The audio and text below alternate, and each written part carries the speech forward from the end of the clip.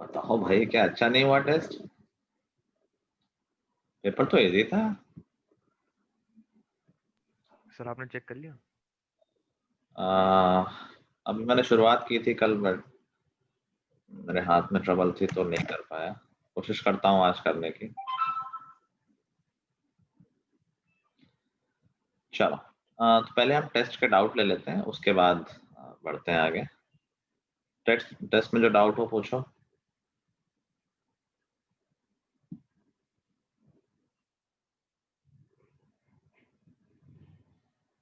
कोई डाउट है? Sir 16th question.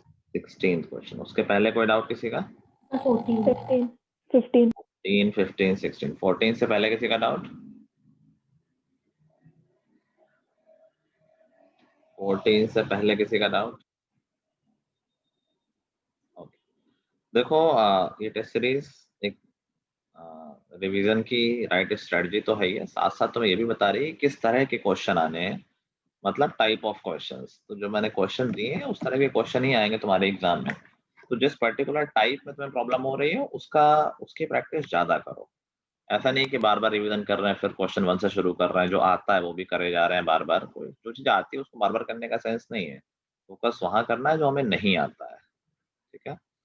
Question 14 proving का है। वैसे तो इजी क्वेश्चन था, लेकिन वही प्रॉब्लम होती है कि कई बार देख के हम सोच लेते हैं कि डिफिकल्ट है। ज्योमेट्री का क्वेश्चन था, ट्रायंगल का। एक राइट एंगल ट्रायंगल बना हुआ है,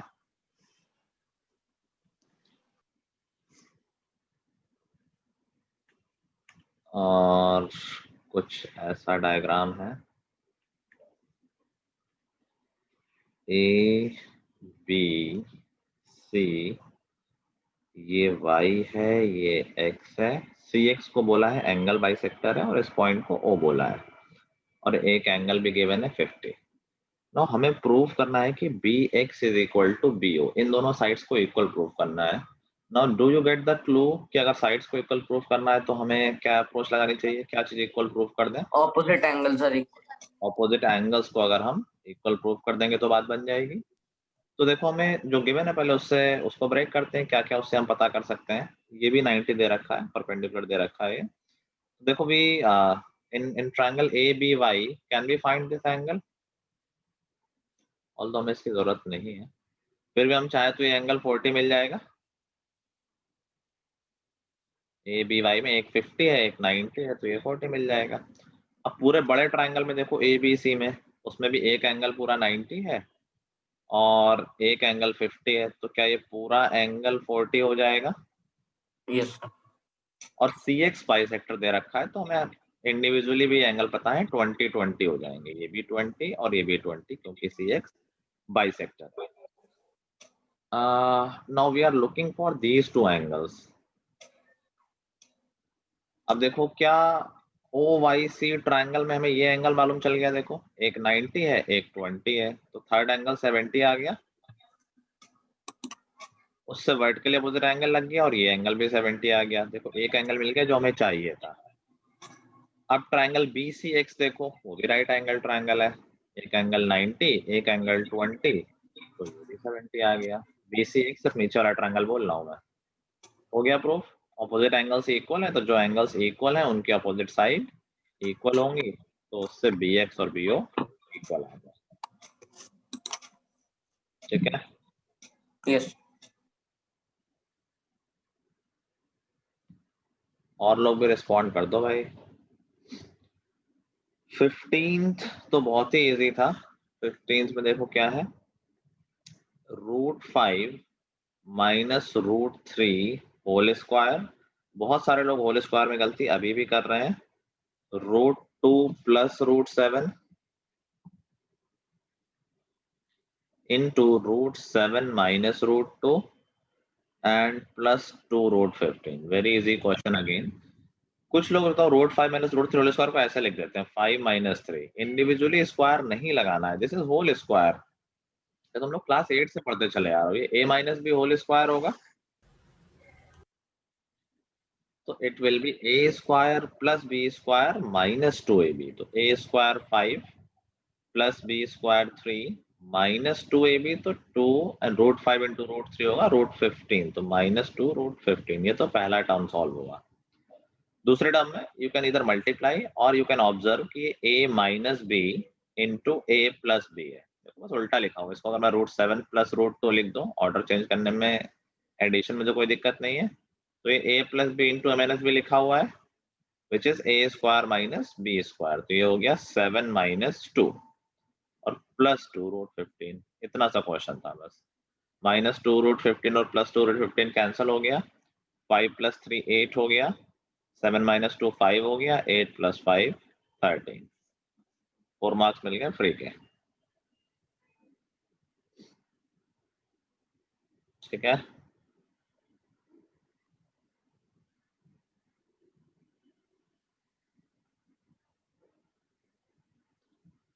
सिक्सटीन किसका डाउट है? समीरा परी। पढ़ा नहीं था क्या? क्यूबिक को फैक्टराइजेशन कराया तो हमने, रिवीजन में भी किया है। क्यूबिक को फैक्टराइज कैसे करते हैं? भूल गए। हाँ, मेथड याद है कि नहीं याद है?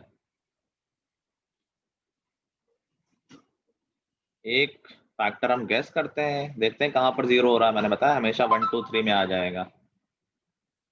तो 24 के फैक्टर्स देख लो, 1 2 3 तीनों में, तो इन्हीं में से कोई किसी पे 0 बन रहा होगा। तो P1 चेक करो, P2 चेक करो, P3 चेक करो, और -1 भी। अगर इनमें ना बने तो -1 -2 -3, इनमें से ही हमेशा पहला फैक्टर मिल जाता है। तो अभी तो मुझे आंसर पता, तो मैं डायरेक्टली 3 चेक कर रहा हूँ। अगर P ऑफ 3 निकालोगे तो ये आएगा -27 + 27, ये 3 पे नहीं आ रहा है क्या? नहीं 3 पे नहीं आ रहा है। देन 2 पे आ रहा है शायद, 8 और 12 20, नहीं 2 पे भी नहीं आ रहा है, शायद -3 पे आ रहा होगा। -27, 3 पे आ तो रहा है, सॉरी। P of 3 देखो क्या है, 3 cube is 27, then +27 -30 -24, so if you solve it you will get 0। तो अगर P of 3 0 है, that means 3 is the factor. तेज बोलना पड़े। X minus 3 is a fact. अगर P of 3 0 है तो x - 3 फैक्टर होगा। ठीक है परी? और क्यूबिक में क्या मेथड बताया कि एक फैक्टर मिल जाए तो उससे डिवाइड कर दो पूरे एक्सप्रेशन को, तो बाकी दोनों फैक्टर भी हमारे जो कोशेंट आएगा उसमें आ जाएंगे। तो x - 3 से डिवाइड कर देंगे इस एक्सप्रेशन को, x³ + 3x² - 10x - 24। ये सेम काम तुम्हें 10th क्लास में भी करना है।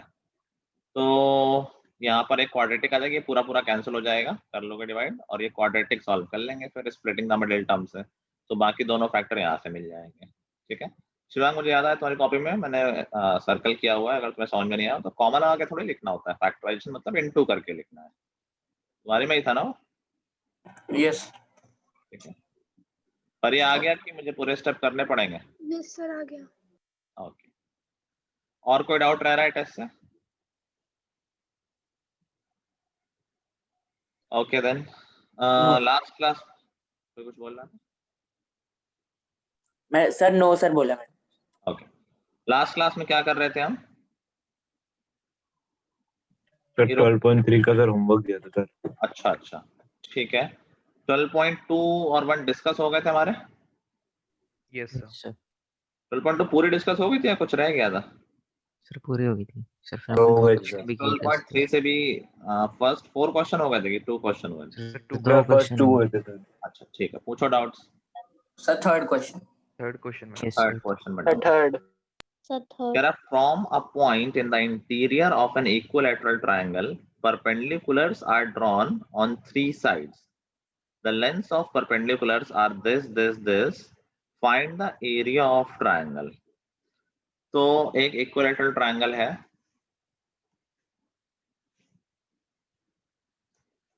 उसमें बोल रहा है कि किसी पॉइंट से, अब इसका ये मतलब नहीं कि पॉइंट एकदम बीचों बीच ले लेना, कहीं भी हो सकता है, तो मैं कहीं रैंडमली ले रहा हूँ, मान लेता हूँ यहाँ पर पॉइंट है, इस पॉइंट से from a point perpendicular drawn on three side, तीनों साइड पे परपेंडिकुलर ड्रॉप किए गए हैं, एक परपेंडिकुलर, दूसरा परपेंडिकुलर और तीसरा perpendicular. The lengths of perpendiculars are 14, 10 and 6. तीनों perpendicular की लेंथ दे रखी है, this is 14, this is 10 and this is 6. Find the area of triangle, हमें यहाँ से area of triangle निकालना है। Okay. So what approach can we take here?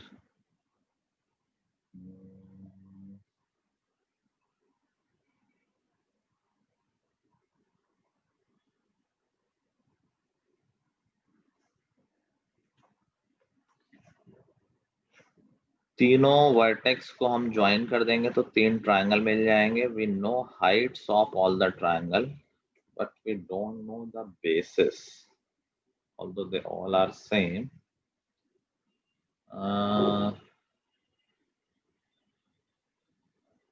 Okay, so here सारी साइड्स की लेंथ a मान लेते हैं। अभी देखो क्या हम बेस इंटू हाइट से तीनों ट्रायंगल का एरिया निकाल सकते हैं? तीनों ट्रायंगल समझ रहे हो?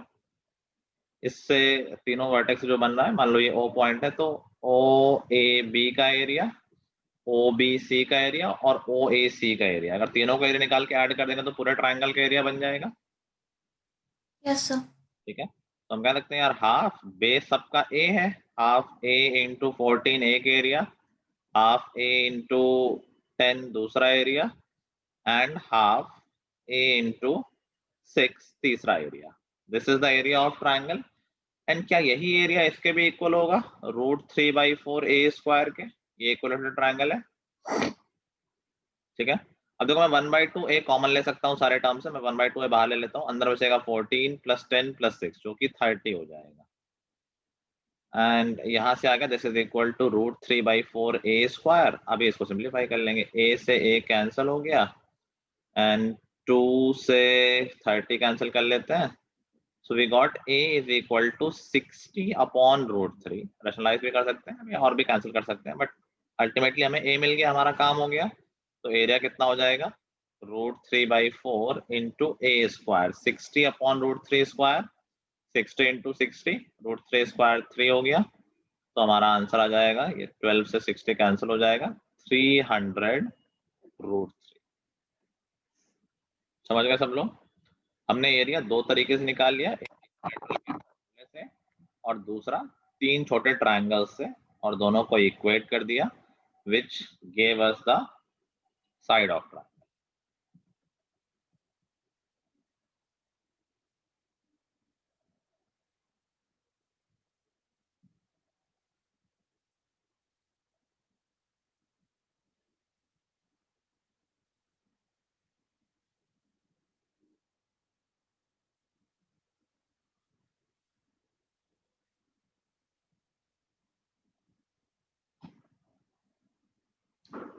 ना लेट अच्छा कितना बताया तो ठीक।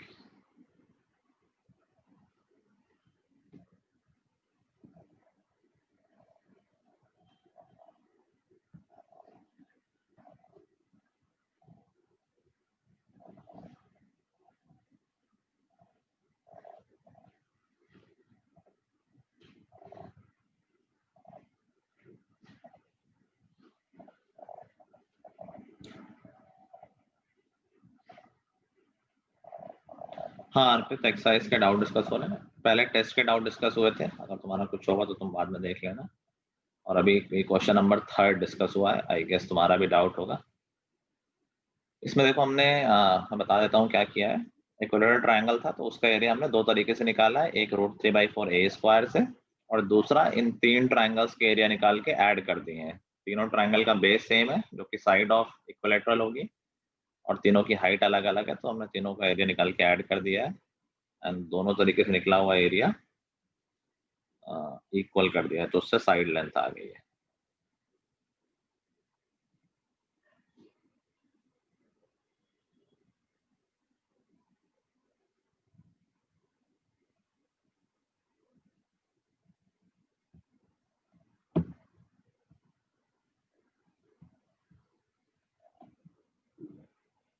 Sir done. Done. Next doubt बोलो। सर 9th क्वेश्चन में है। 9th से पहले किसी का डाउट है? No, sir. 9th से पहले किसी का डाउट नहीं है। Okay. A rhombus shaped sheet with perimeter this and one diagonal this is painted on both sides at a rate of this. Find the cost of painting. ये continuation है किसी question का? कहाँ पेंट होगा? Anyway, तो कह रहा है एक शीट है जिसका शेप रोम्बस की तरह है, उसका पेरीमीटर दे रखा है। इसका मतलब क्या हमें रोम्बस की साइड दे रखी है? Yes, sir. भाई सारी साइड्स इक्वल होती है। पेरीमीटर अगर 40 है तो सारी साइड्स कितनी हो जाएंगी? 10. 10 ईच हो जाएंगे। तो we know the sides of rhombus and we know one of the diagonal. एक डायगोनल 12 है और फिर रेट दे रखा है। बेसिकली हमें पहले एरिया निकालना है, उस एरिया को डबल करना होगा क्योंकि बोथ साइड बोल रहा है, और फिर इनटू कॉस्ट कर देना होगा। समझ गए? कॉस्ट पर यूनिट एरिया है, एक बार एरिया आ जाएगा तो कॉस्ट से मल्टीप्लाई कर देंगे। ओके, तो जो रोम्बस है वो 10 10 10 10 तो ये हो गया, और ये हो गया 12 जो दूसरा वाला है। Now what do we know about the property of rhombus? कुछ स्पेशल प्रॉपर्टी है जो रोम्बस में हम यूज कर सकते हैं?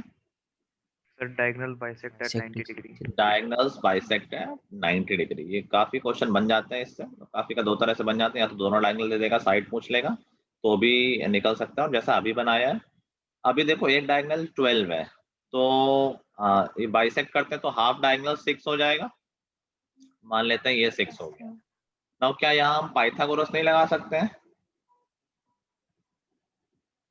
लगा सकते हैं ना? यस तो इस ट्रायंगल पाइथागोरस लगा दोगे तो क्या ओ डी की वैल्यू 8 आ जाएगी? 10 6 8 सबको याद है। तो दूसरा डायगोनल हमारा 16 आ गया, बी डी इसका डबल हो जाएगा 16। Now we know both the diagonals, we can easily find the area of rhombus. Product of diagonals divided by 2, 16 into 12 by 2, that is equal to 96, जो भी यूनिट है सेंटीमीटर तो centimetre square, और into cost कर देना। नहीं, into 2 भी करना है, पहले दो तरफ का आ गया है तो इनटू 2, और कॉस्ट है 5 रुपीज पर यूनिट तो इनटू 5, तो टोटल कॉस्ट आ गई 960 रुपीज। ये तो इजी था। सर इसमें हम हेरोन फॉर्मूला से नहीं करेंगे? एक दिक्कत है, एक मिनट रुक जाओ। जो कॉस्ट दे रखी है, अभी आता हूँ मनुष्य तुम्हारे डाउट पे। जो कॉस्ट दे रखी है ऊपर मीटर स्क्वायर दे रखी है, हमारा एरिया निकला है सेंटीमीटर स्क्वायर में, तो पहले इसको मीटर स्क्वायर में चेंज कर लें। सेंटीमीटर स्क्वायर को मीटर स्क्वायर में कैसे चेंज करेंगे? सेंटीमीटर स्क्वायर को मीटर स्क्वायर में Divide by 10,000. Divide by 10,000। Centimetre को मीटर में चेंज कर सकते हैं, डिवाइडेड बाय 100। यहाँ सेंटीमीटर इनटू सेंटीमीटर, 2 बार सेंटीमीटर है तो 2 बार मीटर बनाना पड़ेगा, तो इसको डिवाइड कर देंगे 10,000 से। आंसर तो बड़ा ही गंदा आ रहा है यार, इतनी कम कॉस्ट आ रही है।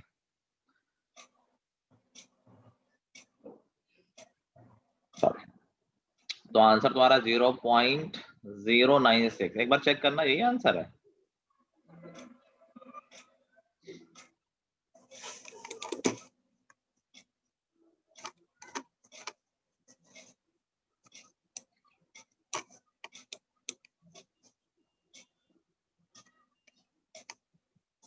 कर रहा है चेक?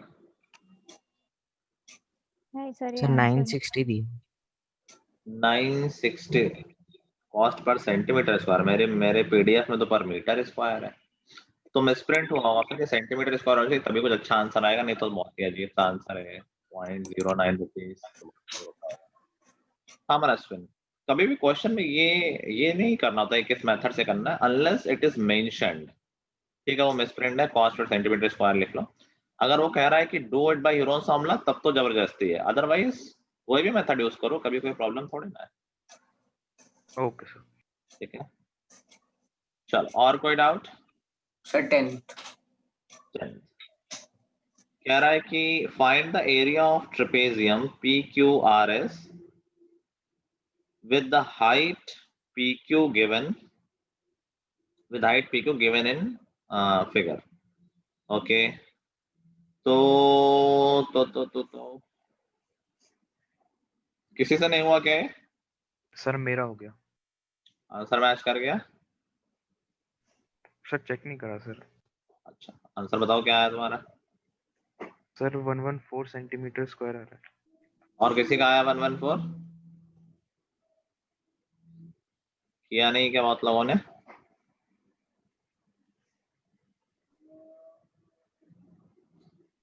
चलो यस सर, काम नहीं 114 आया।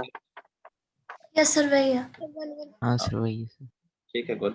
जो लोग काम नहीं कर रहे हैं वो टेस्ट में दिख जाएगा मुझे। तो I know it is easier to आखिरी दिन कहीं से कॉपी कर लो और एक साथ लिख के भेज दो, but it is stupid also. Unnecessary work करना, कुछ सीखना भी नहीं और काम भी करना। चलो, आई थिंक शिवांग ने पूछा है ना ये? किसने यस पूछा? Sir. Okay. Shivang, if we drop a perpendicular from R, तो ये एक रेक्टेंगल बन गया, क्योंकि हाइट दे रखी है तो 90 डिग्री है, क्योंकि पीक्यू को हाइट दिया हुआ है।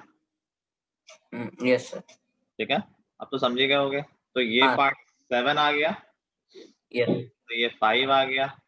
पाइथागोरस से टीआर निकल आएगा 12, तो पीक्यू भी 12। अब तो आ ही गया। Okay sir. Sum of parallel sides into height into half कर ही लोगे। चलो, ओके। तो हमारी 12.3 तक हो गई है। आई गेस लास्ट एक्सरसाइज बची होगी। ओके, ठीक है, 12.4 करो अभी। क्वेश्चन नंबर ऐसा करते हैं, 1 होमवर्क में डाल देते हैं। क्वेश्चन नंबर 2 करो, 3 करो,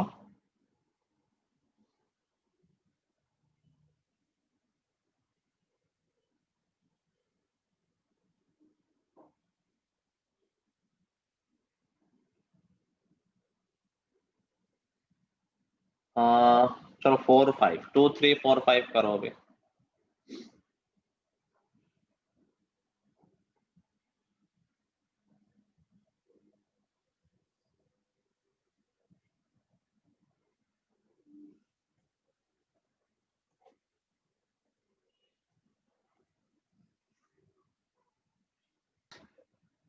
टू 3 4 5 में कोई डाउट है किसी को?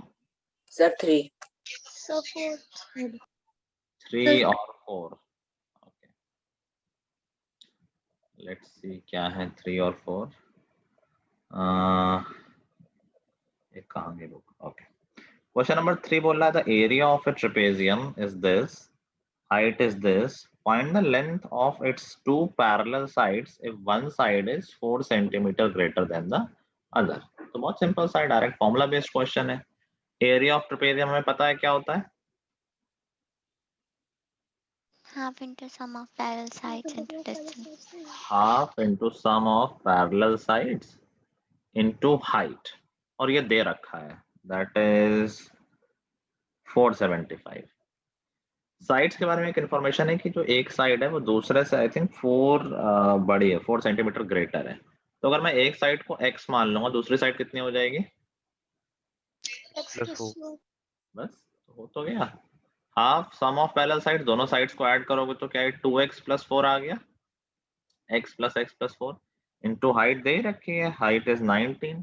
खत्म, सिंपल सी इक्वेशन बन गई क्लास 8th वाली, वन वेरिएबल में। इसको सॉल्व कर लेंगे, आई थिंक ये 19 से कैंसिल हो रहा होगा। हो रहा है 2 times and 5 times, so 2x + 4 is equal to 50, that gives us x is equal to 23। तो जो साइड्स हैं, एक हो जाएगी 23 और एक हो जाएगी 27। ठीक है, इजी।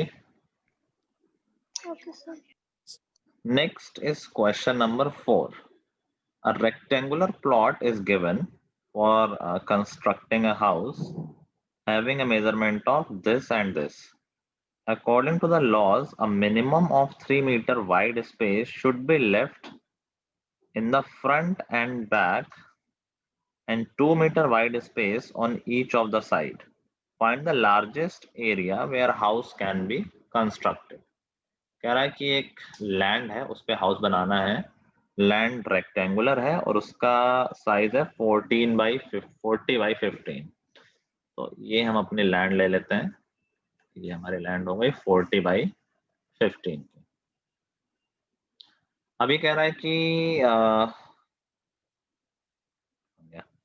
कि अकॉर्डिंग टू लॉ हमें फ्रंट और बैक में 3 मीटर का स्पेस छोड़ना है और साइड में 2 मीटर का स्पेस छोड़ना है।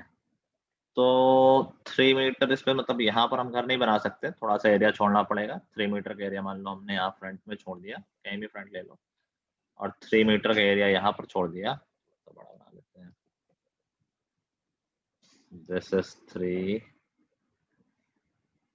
दिस इज 3,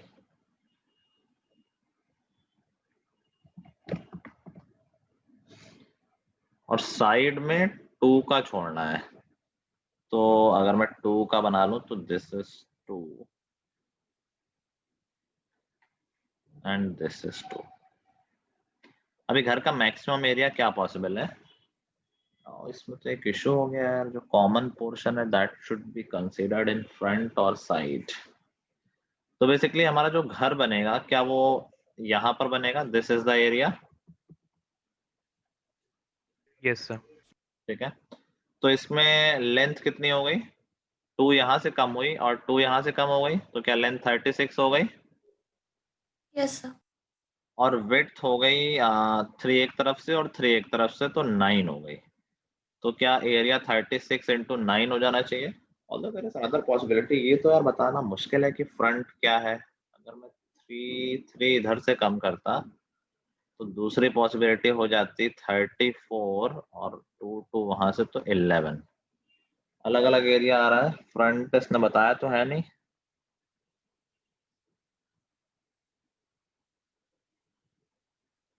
ठीक है, अगर इसने बताया नहीं तो दैट मीन्स हम अपने हिसाब से देख सकते हैं कहाँ फ्रंट रखना है।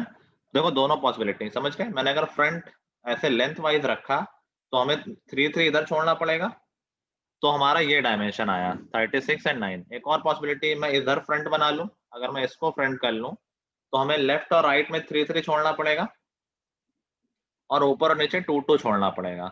उस केस में लेंथ कितनी हो जाएगी? उस केस में लेंथ हो जाएगी 34 और विड्थ हो जाएगी 11। अब देख लेते हैं ज्यादा एरिया हमें कैसे मिल रहा है।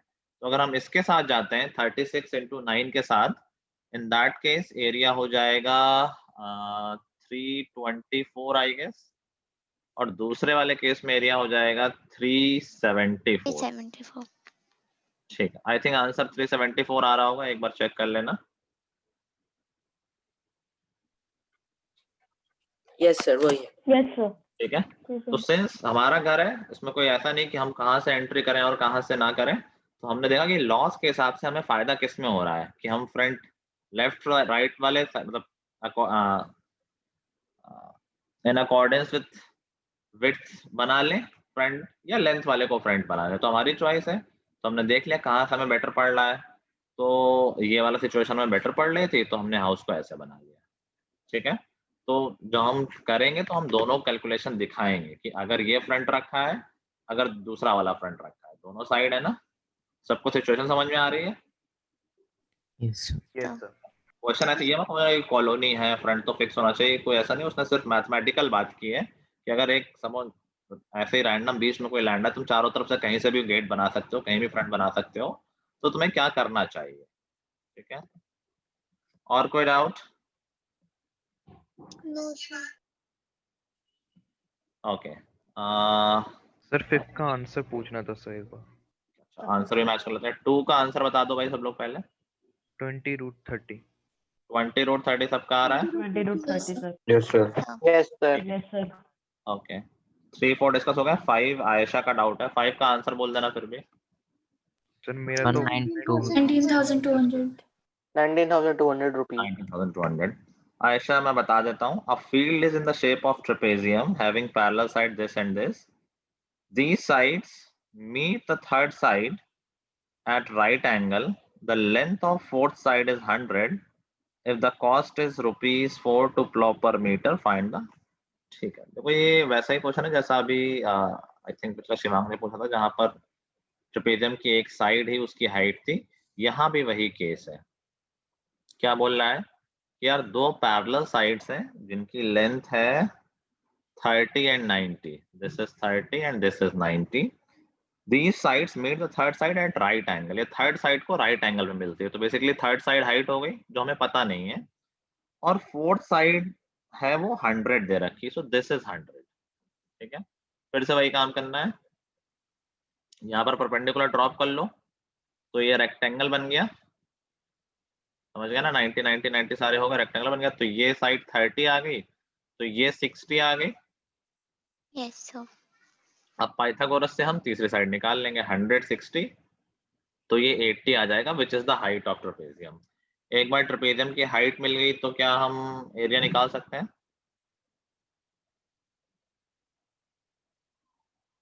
ऐसा सारे ला दो अगर माइक नहीं काम कर रहा। ठीक है, एरिया आ जाएगा, इनटू कॉस्ट कर देंगे तो टोटल कॉस्ट आ जाएगा।